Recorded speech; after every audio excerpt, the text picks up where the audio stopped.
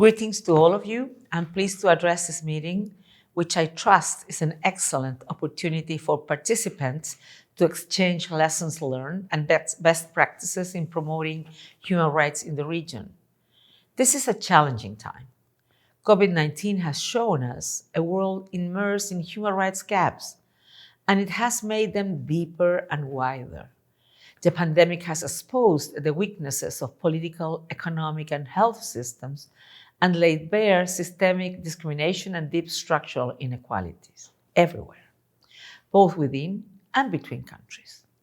The work carried out by national human rights institutions is extremely important to all efforts towards building more inclusive, peaceful, and sustainable societies.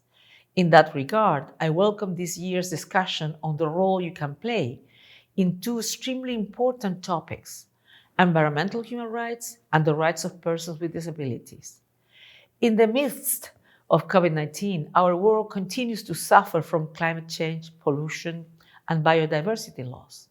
This triple planetary crisis, created and sustained by human action and inaction, is also directly and severely impacting a broad range of rights, including the rights to adequate food, water, education, housing, health, development, and even life itself.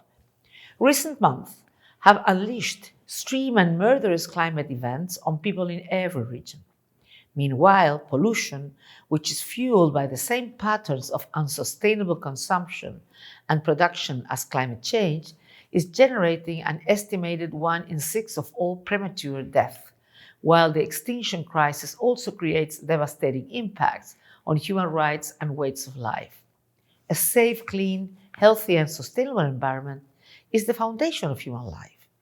The interlinked crises of pollution, climate change, and biodiversity act as threats multipliers, amplifying conflicts, tensions, and structural inequalities, and forcing people into increasingly vulnerable situations.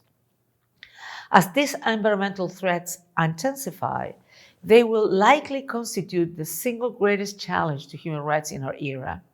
For that matter, it is increasingly clear that human rights must become part of the climate solution. National human rights institutions have an important role to play in these efforts.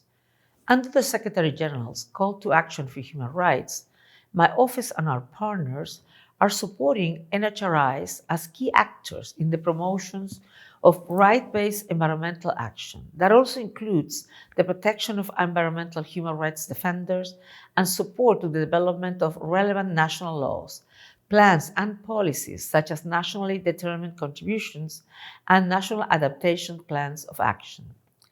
NHRIs can and should support states to take urgent steps to address climate change and other forms of environmental degradation before it's too late.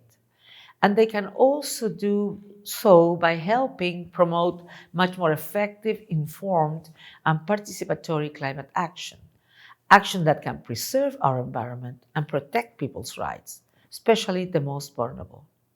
Last year, for instance, the Human Rights Council held a panel discussion on the rights of persons with disabilities in the context of climate change. As with the COVID-19 crisis, those already marginalized due to discrimination are usually most affected, including the 1 billion persons with disabilities worldwide.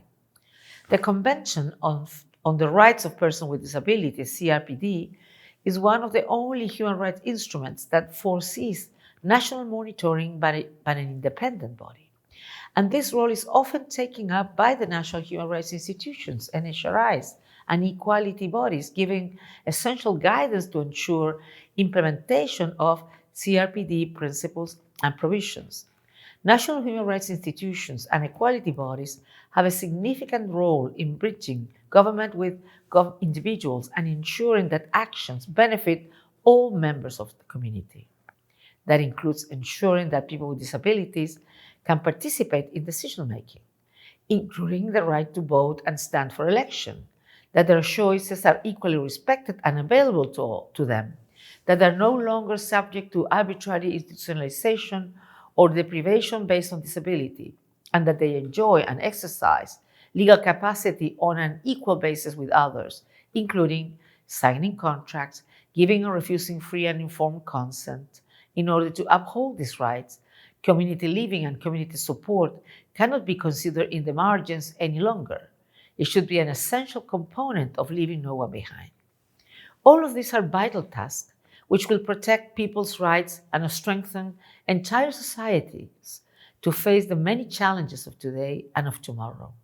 We are at a crucial moment. It's time to recover better, to build the future we want for the people and the planet. I have been impressed by the valuable and important work being done by many NHRIs, even in the extraordinary circumstances of COVID-19. The office stands ready to support. I wish you fruitful discussions and success in your endeavors. Thank you very much for your attention.